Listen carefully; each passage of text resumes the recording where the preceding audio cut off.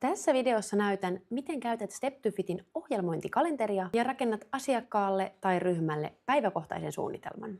Jokaisen päivän ohjelma näkyy asiakkaalle suoraan sovelluksen aloitusnäkymässä. Suosi ohjelmointikalenteria treeniohjelman sijaan, jos haluat seurata tarkasti asiakkaan tuloksia ja haluat ohjelmoida jokaisen viikon mahdollisimman tarkkaan päiväkohtaisesti. Vinkki: voit käyttää ohjelmointikalenteria myös ryhmävalmennuksissa, joissa asiakas saa jatkuvaa ohjelmointia pienemmällä rahalla. Mene valikosta kohtaan treeniohjelmapankki, klikkaa plus-painiketta ja valitse ohjelmointikalenteri. Kirjoita ohjelmointikalenterille nimi, valitse haluamasi päivä ja paina plus-painiketta. Voit joko lisätä treenin tai muuttaa päivän lepopäiväksi. Lisätään treeni, paina kynäpainiketta ja valitse muokkaa treeniä. Lisää liike liikepankista samalla tavalla kuin normaalissa treeniohjelmassa. Valitse sopivat liikkeet ja paina lisää valitut. Täydennä liikkeisiin tarvittavat tiedot, lisätiedot, sarjat, toistot, kuorma ja palautusaika. Voit lisätä myös supersarjoja, alkutekstin, lopputekstin ja muistiinpanoja. Kirjoittamasi muistiinpanot näkyvät vain sinulle, ei valmennettavalle.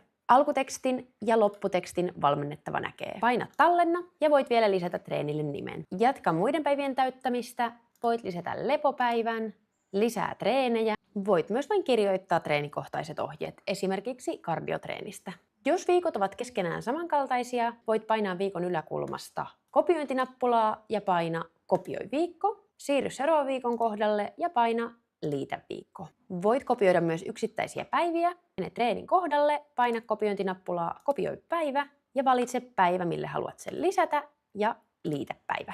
Jokaisen viikon kohdalla on julkaistu valinta ja vain sitä klikkaamalla asiakas pääsee näkemään viikon ohjelmoinnin. Voit siis halutessasi suunnitella vaikka useamman kuukauden etukäteen, mutta näyttää asiakkaalle vain seuraavan viikon. Voit kopioida myös koko ohjelmointikalenterin. Painetaan yläpalkista kopioi nappulaa ja voit päättää, mille ryhmälle tai käyttäjälle sen kopioit.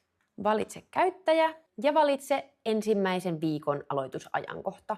Paina kopioi ohjelmointikalenteri. Jos rakennat ohjelmointikalenterin suoraan käyttäjälle tai ryhmälle, voit myös kopioida sen takaisin treeniohjelmapankkiin. Voit kopioida koko ohjelmointikalenterin tai yksittäisiä treenejä tai yksittäisiä treeniviikkoja. Eli kopiointi toimii molempiin suuntiin. Näin voit helposti tallentaa hyvät ohjelmat myöhempää käyttöä varten.